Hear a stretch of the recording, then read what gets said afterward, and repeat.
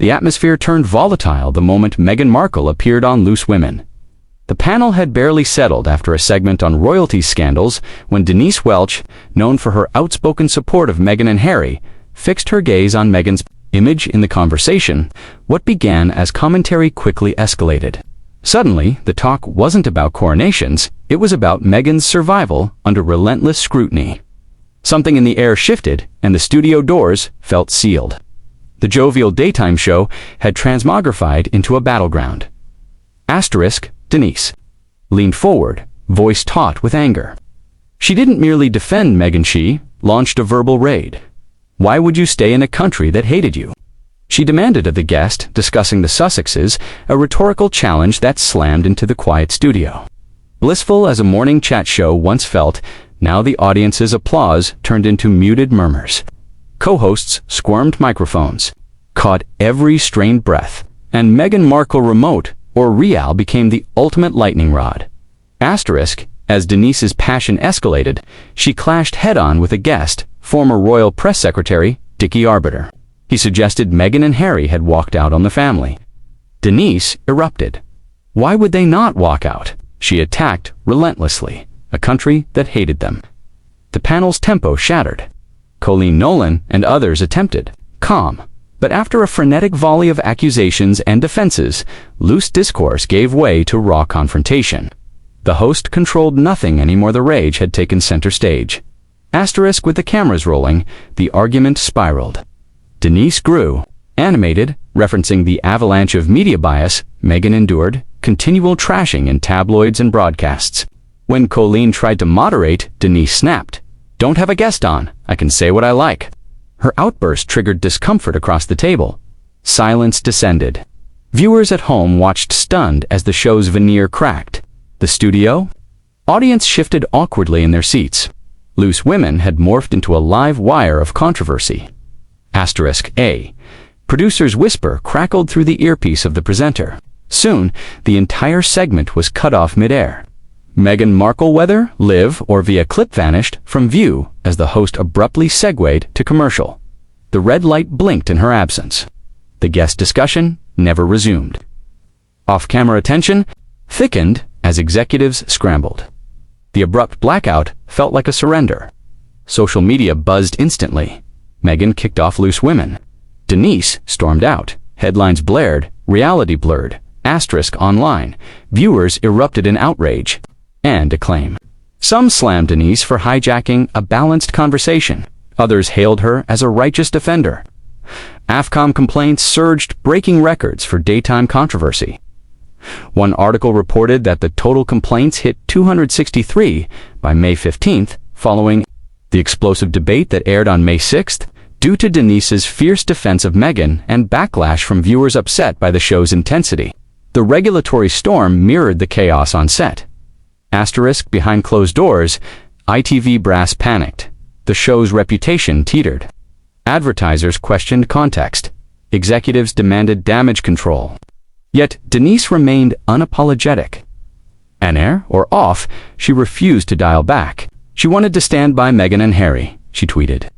Reiterating Meghan's activism since childhood, a spokeswoman for women of color and gender equality since she was 11 years old, for Denise, this wasn't just conversation, it was justice. The fallout split not just viewers but the panel itself. Sue Cleaver and others confronted Denise about camp allegiance and editorial neutrality. Sue fired back, "You shouldn't take sides." Denise countered defiantly, believing the intimate truth was more important than polite detachment. Their disagreement typified the show's rising internal fissure. Politics versus personalities. Principle versus performance. Meghan Markle, for her part, was silent. There was no statement, no public comment. All the storm was born from Denise's defense, but the myth proliferated. Meghan had been kicked off. Celebrities, commentators, and critics fanned the flames. Some sympathized with Denise's fears of an elitist backlash. Others accused her of spectacle for ratings. The incident became an emblem of culture war, censorship, fears, and the cost of taking a stand on live TV. Weeks later, the show resumed, but with a tremor beneath its surface. Ratings dipped, tabloid coverage intensified, and Denise emerged both lauded and lampooned. Loose women remained afloat, but tarnished. Meghan Markle remained absent, yet central to the controversy. In the end, it wasn't about her presence, it was about her absence, exploited and defended on equal measure. Denise's crusade had ended one conversation, but launched another. One viewers couldn't switch off. Inside ITV's executive suite, the walls no longer echoed with the usual calm of post-broadcast meetings. The Meghan segment had detonated, a cultural fault line. Emails flooded the inboxes of senior producers. Legal teams combed over every second of airtime, dissecting Denise Welch's monologue for potential breaches of impartiality. PR advisors scrambled to issue statements without committing to either side. Denise herself received calls demanding clarification, but she stood firm, her public stance loud, her internal resistance louder. The execs whispered possibilities: temporary suspension, apology mandates, off-air mediation, but Denise responded to none.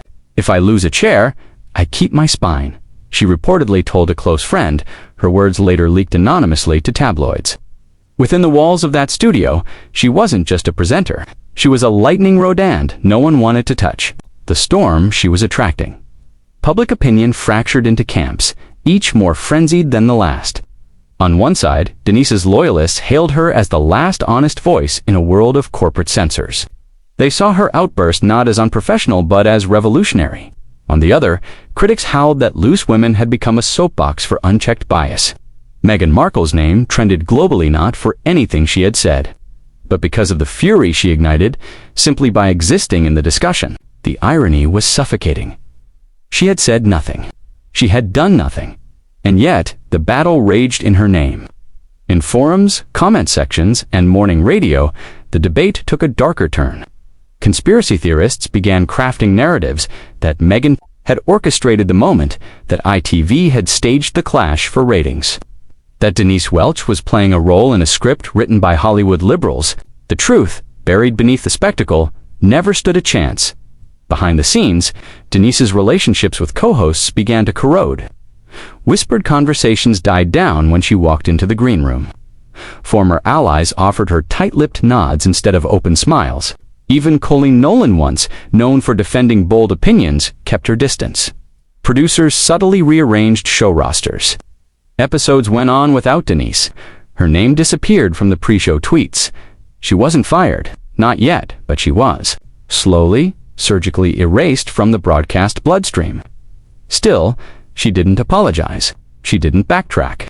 In one off-camera moment, captured by a sneaky studio staffer and later leaked online, Denise muttered to herself before leaving the building, "If I go down for this, I go down telling the truth." That clip alone was viewed over 12 million times. Some saw a woman wrongfully silenced. Others saw a host spiraling. Either way, it was undeniable Denise Welch had become the story. Meghan Markle, across the Atlantic, remained the eye of the hurricane without lifting a finger. Paparazzi caught glimpses of her walking the Montecito Hills, cradling her daughter, smiling. No comment, no repost. Her silence spoke volumes. And yet, she hovered over every headline. Editorials weaponized her silence as either noble restraint or cowardly evasion. Former royals weighed in, crafting narratives that suited their lenses, either Meghan the martyr or Meghan the manipulator. Still, she gave them nothing. No interview, no tweet, no podcast segment. The world screamed her name, and she answered with a whisper of absence. In that vacuum, the legend grew. Meghan hadn't needed to appear on Loose Women. She had already changed the show without ever stepping foot on its stage. ITV eventually made a public statement, vague, clinical, deflective. "We support diverse opinions while ensuring respectful dialogue," but viewers didn't buy it. A second wave of AFCOM complaints hit, this time from Denise's defenders, accusing the network of censorship. Commentators called it a purge in plain sight. Think pieces emerged from both left and right, dissecting whether daytime television was now ground zero for Britain's identity crisis. Former panelists quietly weighed in from the sidelines, warning that Loose Women was no longer safe for truth tellers. The brand that once stood for inclusive conversation now teetered between chaos and corporatism. The Meghan segment had become a scar on ITV's public image, a rupture, and it wasn't healing.